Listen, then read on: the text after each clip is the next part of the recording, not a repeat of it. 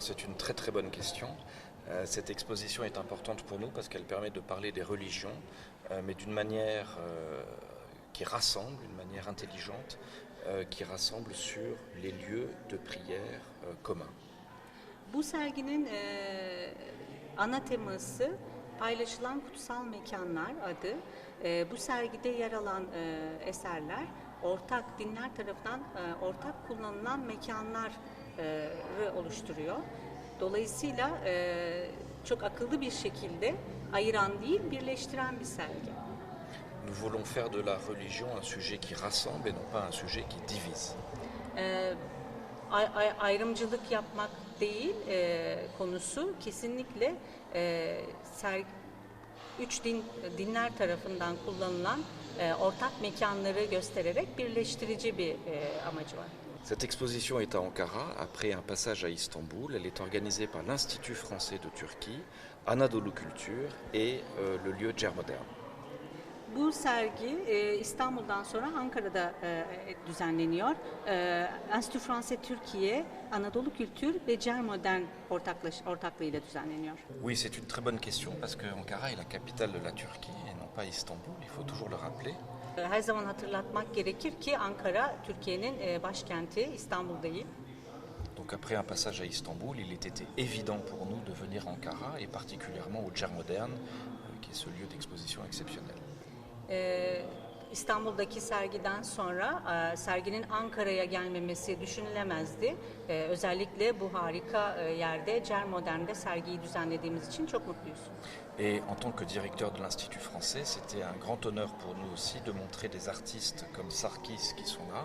Donc c'est une exposition qui montre aussi des artistes, des photographies et qui permet d'aborder la question des religions d'une manière pédagogique. Ankara'da Enstitü Fransa Ankara Müdürü olarak söylemem gerekir ki serginin içinde yer alan eserlerden ve sanatçılardan özellikle Sarkis'in eserini hemen arkamızda görüyorsunuz. Bu eserleri Ankara'da sergilemek ve sanatçıları Ankara'da tanıtmak bizim için çok önemliydi.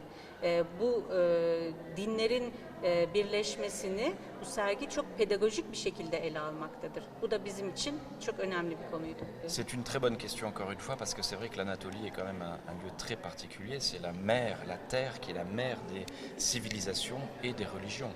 Nous trouvons les trois monothéismes, le judaïsme, le christianisme et l'islam, et bien entendu tout ce qui précède aussi. Donc tout ce que nous montrons aujourd'hui est finalement la conséquence de l'empilement de toutes ces traditions. Anadolu'nun seçilmesindeki elbette ki Anadolu'nun kadim kültürünün ve tek tanrılı üç dinin, Museviliğin, Hristiyanlığın ve İslam'ın bu topraklarda çok çok eskiden beri kök salmasının sonucu olarak Anadolu'nun seçilmesi yadırganacak bir durum değildir.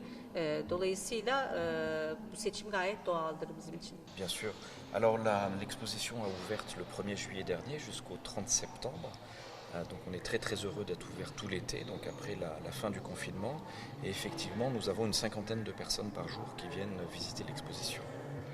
Sergimiz 1 Temmuz'da açıldı Ankara Cermodern'de ve 30 Eylül'e kadar açık kalacak. Yani kapanma döneminden sonra bütün yaz açık kalacağı için mutluyuz.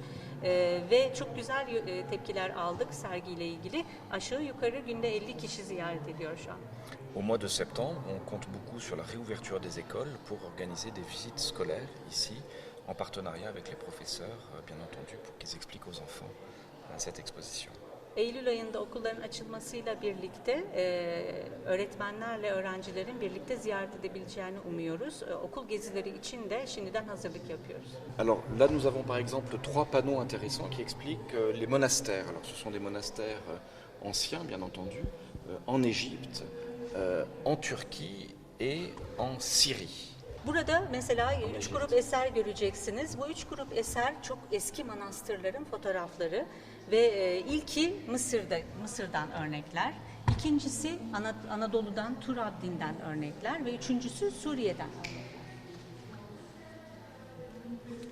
Alors par exemple, là nous avons la page d'un manuscrit ancien qui vient d'une collection privée d'Istanbul qui montre Moïse traversant la mer Rouge. Donc c'est un document original qui nous a été prêté par un collectionneur privé.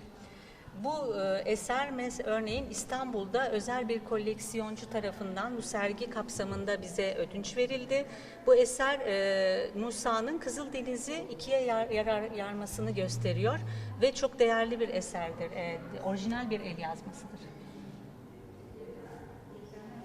Là, ce sont des photographies qui montrent la vie des monastères. Fotoğraflar manastır yaşamını gösteriyorlar. Donc c'est une reproduction ottomane d'un ancien document attribué au prophète et qui explique la vie du prophète. Osmanlı döneminden kalma bir el yazmasının kopyası Hazreti Muhammed'in hayatını anlatıyor. Alors ces monastères sont dans la région proche de la Syrie, c'est la plaine syrienne que nous voyons dans le fond, à côté du monastère de Saint-Eugène. Et juste à côté, nous avons le Djoudida, la montagne de Djoudi, où, d'après la tradition musulmane, l'arche de Noé s'est échouée. Bu fotoğraflar Anadolu'da yer alan, Trabzon bölgesinde yer alan ve Suriye topraklarına çok yakın bir yerde yer alan manastırları gösteriyor. Milattan sonra 2. 3. yüzyıldan kalma manastırlar bunlar. Şeye göre, rivayete göre Nuh'un gemisi Cudi Dağı'nda battığı söyleniyor. Dolayısıyla onları gösteriyor şu an fotoğraf. Alors pour terminer, le dernier très très bel exemple de cette exposition, c'est cette œuvre monumentale de Sarkis, qui est venue d'Istanbul, qui est assurée par une galerie d'art contemporain. Elle s'appelle le Cœur Bleu, qui représente Jérusalem en fait, la thématique de Jérusalem, cette maison symbolique qui représente toutes les religions. Bu arkamda gördüğünüz eser serginin en değerli eserlerinden biri ve İstanbul'da bir Çağdaş Sanat Müzesi tarafından sergi kapsamında bize gönderildi.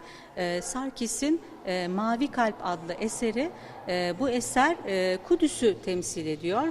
Ana teması tamamen Kudüs ve Kudüs'ü temsilen burada bulunuyor.